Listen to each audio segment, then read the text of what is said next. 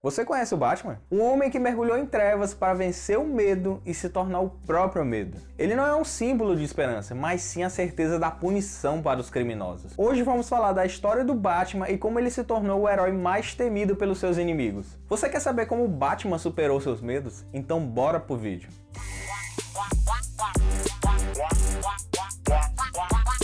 Ainda criança, Bruce caiu acidentalmente em uma caverna, que fica no terreno da mansão da sua família. Na queda, ele desmaiou e ficou seriamente ferido, tanto fisicamente como emocionalmente. O garoto ficou horas preso na escuridão da caverna, e milhares de morcegos que habitavam o local voaram sobre ele. Depois de resgatado da caverna, o jovem Bruce se curou das feridas do corpo, mas não emocionalmente. Ele desenvolveu um trauma de lugares escuros e fobia a morcegos. Além desse evento, Bruce passou pela morte dos seus pais, que foi o estopim para a criação de algo maior. Era como se não existisse mais aquele menino, mas sim algo mais sombrio, onde a sua trajetória foi embalada pela dor do luto. Perdido existencialmente, Bruce entrou em uma jornada durante anos para adquirir conhecimento, aprimorando assim as suas habilidades e tentando entender o que fazia uma pessoa se tornar um bandido.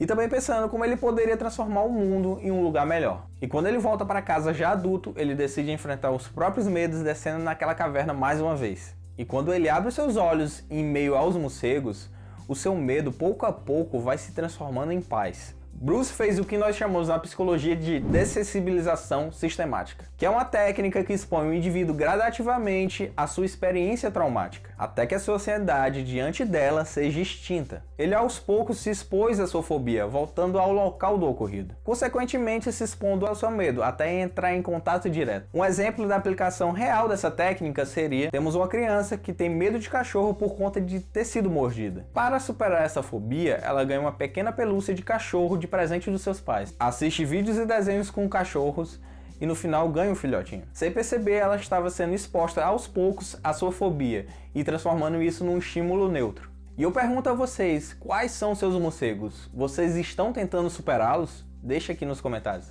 Então é aí que Bruce personifica o seu próprio medo e cria o Batman, para dar sentido ao que tinha acontecido com seus pais e para evitar que isso ocorresse com outras pessoas. Porém, ele poderia combater o mal de outras formas, já que ele era rico.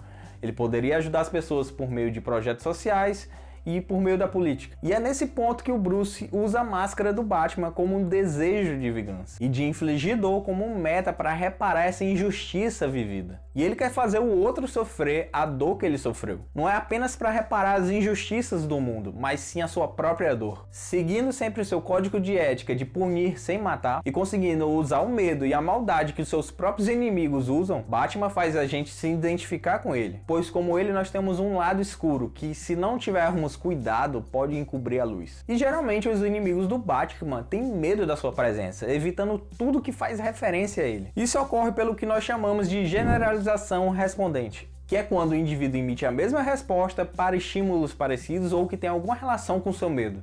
Quando o Batman utiliza a escuridão, lugares sombrios e a violência para derrotar os seus alvos e não os mata, ele desestabiliza os seus inimigos emocionalmente, fazendo com que eles temam tudo que os faça lembrar dele, induzindo-os a achar que ele vai aparecer a qualquer momento. Sem sombra de dúvida, o Batman é um dos personagens mais complexos da DC, nas animações, nos quadrinhos e no cinema. Geralmente nós pensamos que Bruce Wayne se disfarça de Batman para combater o crime, mas na verdade é o Batman que se disfarça de Bruce Wayne para tentar ter uma vida normal. Pois o Batman representa toda a sua dor e ao mesmo tempo é uma solução para esse sentimento. Seus projetos como herói são as únicas coisas que movem a sua vida, traçando planos atrás de planos numa incessante luta contra o mal que ele sabe que nunca vai vencer. Ele também não busca superar a sua dor, usando-a sempre como justificativa para os seus atos. E se caso um dia ele a superasse, seria o fim do próprio Batman. E se você quer uma análise mais focada na personalidade do Batman e os seus traumas, deixa aqui nos comentários. Não se esquece de se inscrever no canal, obrigado por assistir e até uma próxima. Tell me.